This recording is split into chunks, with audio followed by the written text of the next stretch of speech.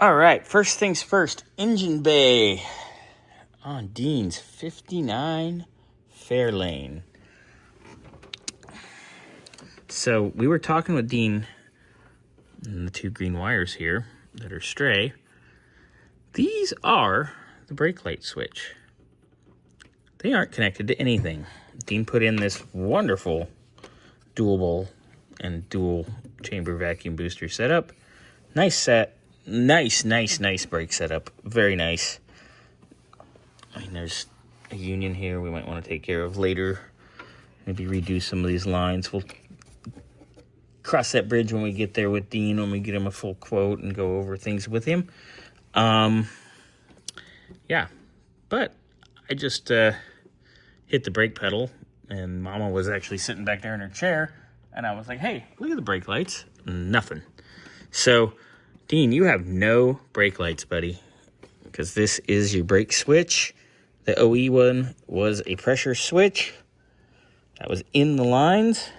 It is now gone. So we can either A, do like Aaron's Fairlane is and put a switch on the pedal, kind of like from a Mustang, and route these wires to that. Or when we do these, we can put a bung for the factory style pressure switch and put a factory style switch back in and just go bloop, ding, fries are done.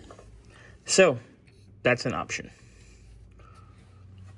All right, so while Dean was here, we were discussing a few things that he has noticed. One being back here, the intake gasket. I know it's hard to see it, but it's blown out on the back of the manifold. You can see that. We're lucky it's not leaking oil, but that will definitely make the crankcase pressure and vacuum leak. The vacuum line for going down to the trans, that's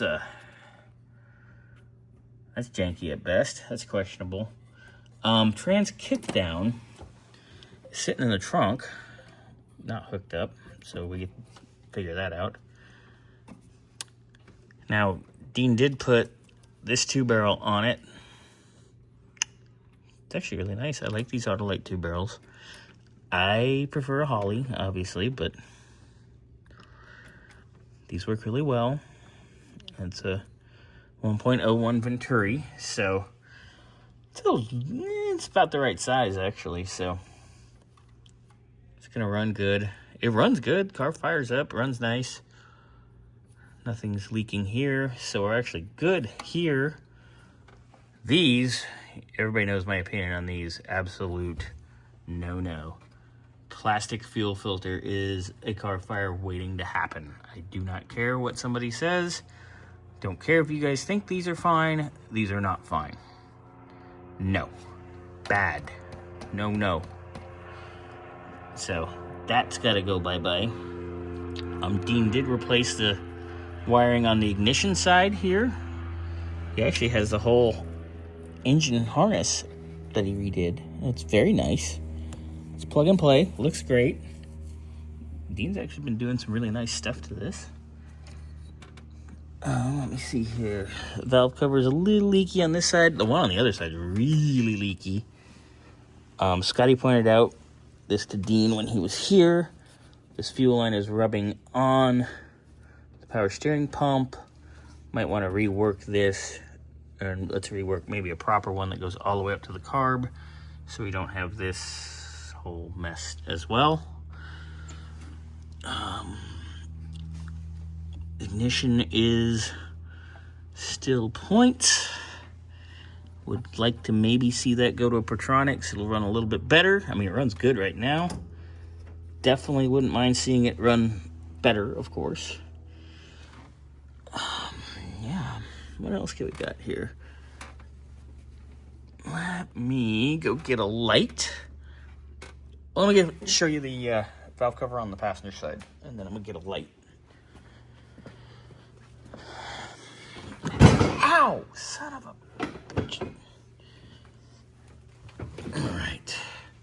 So as you can see, I'll get a light over here, but you can already see the staining from the leaking valve cover. And Dean also had a concern of, you know, a bit of smoke and vapors coming out of the crankcase, which it's normal.